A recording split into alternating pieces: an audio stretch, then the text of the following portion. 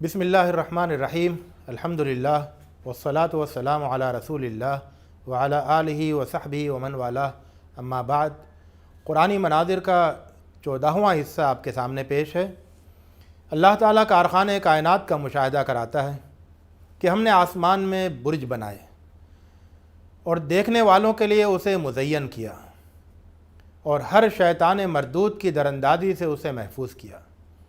اگر کوئی شیطان سنگن لینے کے لیے چوری چھپے کان لگاتا ہے تو ایک دمکتا شہاب اس کا تعاقب کرتا ہے۔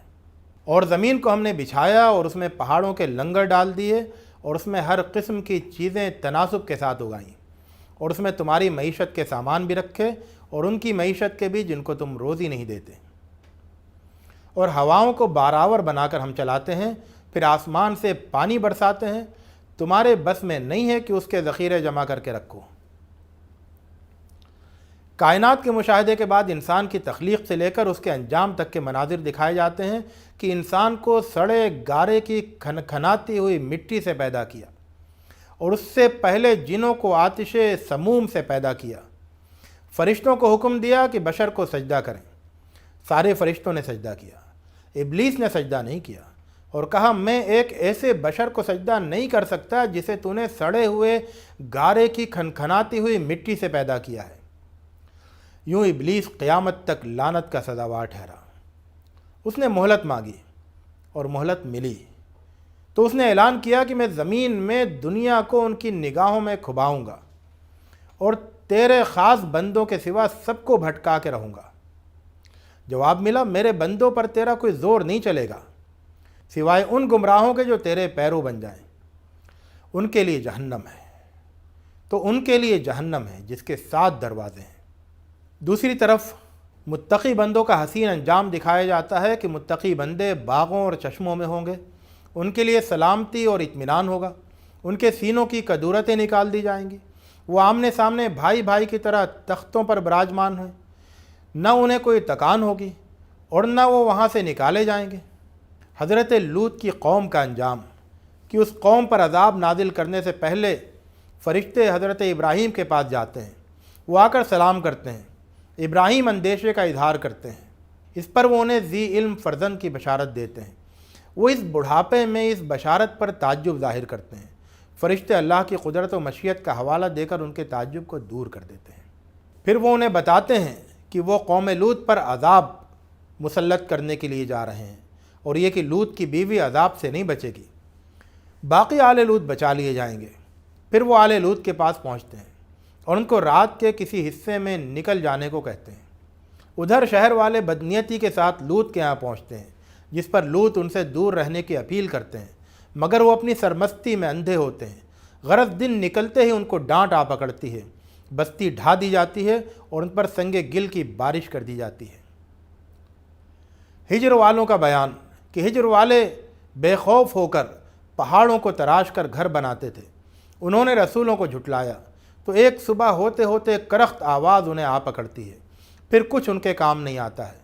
اللہ تعالیٰ اپنی نعمتوں کا مشاہدہ کراتا ہے کہ اللہ نے آسمانوں اور زمین کو پیدا کیا، انسان کو ایک بوند سے پیدا کیا اور اسی کو وہ قوت گویائی عطا کی کہ وہ بحث کرنے والا بن گیا۔ چوپائے پیدا کیے جن میں تمہارے لیے جڑاول بھی ہے اور دوسرے فائدے بھی ہیں، انہیں کھاتے بھی ہو اور ان میں تمہارے لیے ایک شان بھی ہے، اور وہ تمہارے بوجھ بھی مشکل مقامات تک پہنچاتے ہیں۔ گھوڑے، خچر اور گدھے پیدا کیے، یہ سواری بھی ہیں اور زینت کا سامان بھی۔ آسمان سے پانی اتارا، تم اسے پیتے ہو اور اس سے نباتات اگتی ہیں جن میں مویشی بھی چراتے ہو، اور اس سے نباتات اگتی ہیں جن میں مویشی بھی چراتے ہو۔ اسی پانی سے تمہارے لیے کھیتی، زیتون، کھجور، انگور، ہر قسم کے پھل پیدا کرتا ہے۔ رات اور دن، سورج اور چاند اور ستاروں کو تمہاری نفع رسانی میں لگا رکھا ہے۔ ادھر زمین میں چیزوں کی گوناگوں قسمیں پھیلا دی ہیں، سمندر کو بھی مسخر کر دیا ہے، اس سے تازہ گوشت کھاتے ہو اور پہننے کے لیے زیور برآمد کرتے ہو۔ اس کے اوپر تمہاری کشتیاں چلتی ہیں، زمین میں پہاڑ ڈال دیے ہیں کہ زمین تمہیں لے کر جھک نہ پڑے، اور نہریں جاری کر دی ہیں اور راستے نکال دیے ہیں۔ یہ راہ پانے کے لیے علامتیں بھی ہیں اور ستارے بھی تم اللہ کی نعمتوں کو شمار کرنا چاہو تو ان کا احاطہ نہیں کر سکو گے۔ دو طرح کے لوگوں کی موت کا منظر دکھایا جاتا ہے۔ ایک وہ جن کو فرشتے اس حال میں وفات دیں گے کہ وہ اپنی جانوں پر ظلم ڈھا رہے ہوں گے، تو اس وقت وہ سپر ڈال دیں گے اور کہیں گے ہم تو کوئی برائی نہیں کر رہے تھے۔ کہا جائے گا اللہ سب جانتا ہے، اب جہنم کے دروازوں میں داخل ہو جاؤ، اس میں ہمیشہ رہو گے، بہت برا ٹھکانہ ہے تکبر کرنے والوں کا۔ اور ایک وہ جن کو فرشتے اس حال میں وفات دیں گے کہ وہ نیک اور پاکیزہ ہوں گے، ان سے فرشتے کہیں گے آپ لوگوں پر سلامتی ہو، جنت میں داخل ہو جائیں، ان کے لیے ابد کے باغ ہوں گے اور ان کے نیچے نہریں جاری ہوں گی۔ اس کائنات میں اللہ کی عبادت و اطاعت کرنے والی چیزوں کا مشاہدہ کرایا جاتا ہے کہ کیا غور نہیں کیا کہ خدا نے جو چیزیں بھی پیدا کی ہیں ان کے سائے دائیں اور بائیں عاجزی و خاکساری کے ساتھ سجدہ ریز رہتے ہیں، اور اللہ ہی کو سجدہ کرتے ہیں جتنے آسمانوں اور زمین میں جاندار ہیں، اور فرشتے بھی وہ سرتابی نہیں کرتے اور اپنے اوپر اپنے رب سے ڈرتے رہتے ہیں، اور جو بھی حکم ملتا ہے وہ کرتے ہیں۔ انسان کی ایک افسوسناک روش کا مشاہدہ کرایا جاتا ہے کہ وہ اللہ کے لیے بیٹیاں ٹھہراتے ہیں، اللہ اس سے پاک ہے، اور جب ان میں سے کسی کو بیٹی کی خوشخبری سنائی جاتی ہے تو اس کا چہرہ سیاہ پڑ جاتا ہے اور وہ گھٹا گھٹا رہتا ہے۔ وہ اس خبر کو منحوس سمجھ کر لوگوں سے چھپا چھپا پھرتا ہے، سوچتا ہے کہ اس کو ذلت کے ساتھ رکھ چھوڑے یا اس کو مٹی میں دفن کر دے۔ اللہ کی کچھ اور نعمتوں کو دکھایا جاتا ہے کہ ان نعمتوں کے اندر کتنا حیرت انگیز اہتمام و انتظام نظر آتا ہے کہ اللہ نے آسمان سے پانی اتارا اور اس سے خشک زمین کو زندہ کیا۔ چوپایوں کو دیکھو، اللہ ان کے پیٹوں میں جو ہے اس سے گوبر اور خون کے درمیان سے تم کو خالص دودھ پلاتا ہے، پینے والوں کے لیے نہایت خوشگوار، اور کھجوروں اور انگوروں سے تم نشے کی چیزیں بھی حاصل کرتے ہو اور کھانے کا اچھا سامان بھی۔ تمہارے رب نے شہد کی مکھی پر القاء کیا کہ تو پہاڑوں اور درختوں میں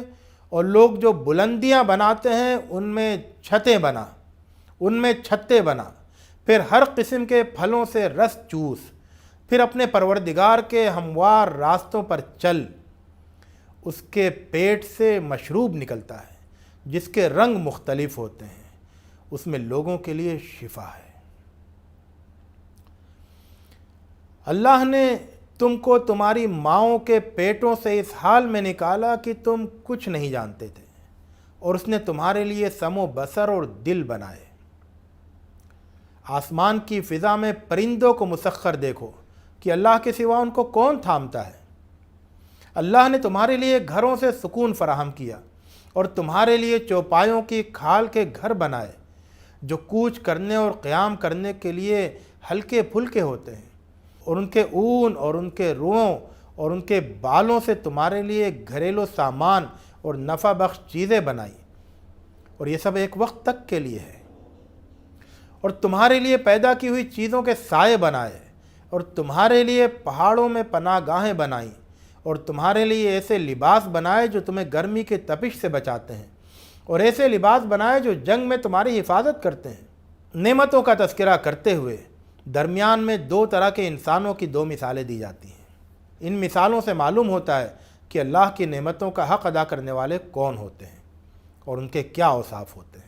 اللہ ایک مثال بیان کرتا ہے کہ ایک غلام مملوک ہے جو کسی چیز پر اختیار نہیں رکھتا، اور ایک وہ ہے جس کو اللہ نے اپنی جانب سے اچھا رزق دے رکھا ہے، جس میں سے وہ پوشیدہ اور اعلانیہ خرچ کرتا ہے۔ کیا یہ یکساں ہو سکتے ہیں؟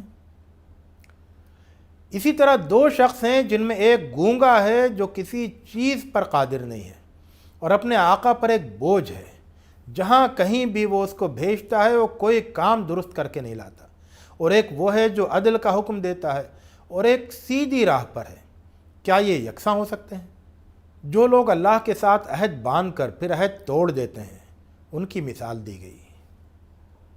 کہ اللہ کے ساتھ اپنے عہد کو جبکہ تم وہ باندھ چکے ہو پورا کرو، اور قسموں کو پختہ کر دینے کے بعد مت توڑو جبکہ تم اللہ کو اپنے اوپر نگہبان ٹھہرا چکے ہو، اور اس عورت کی مانند نہ ہو جاؤ جس نے اپنا سوت خوب مضبوط کاٹنے کے بعد تار تار ادھیڑ کر رکھ دیا۔ اللہ کی نعمتوں کی ناشکری کرنے والوں کے لیے ایک عبرتناک مثال دی جاتی ہے کہ اللہ نے ایک بستی کی مثال دی۔ اللہ نے ایک بستی کی مثال بیان کی جو بالکل امن و اطمینان کی حالت میں تھی، ان کو ان کا رزق فراوانی کے ساتھ ہر طرف سے پہنچ رہا تھا، لیکن انہوں نے اللہ کی نعمتوں کی ناشکری کی تو اللہ نے ان کے کرتوتوں کے پاداش میں ان کو بھوک کا مزہ چکھایا اور خوف کا لباس پہنا دیا، اور ان کے پاس ایک رسول انہی میں سے آیا تو انہوں نے اس کی تکذیب کی تو پھر ان کو عذاب نے ادب ہو جا۔ اللہ ہمیں اپنی بے شمار نعمتوں کا شکر ادا کرنے کی توفیق دے اور ہمیں ناشکری کے گناہ عظیم سے محفوظ رکھے۔ وآخر دعوانا ان الحمد للہ رب العالمین۔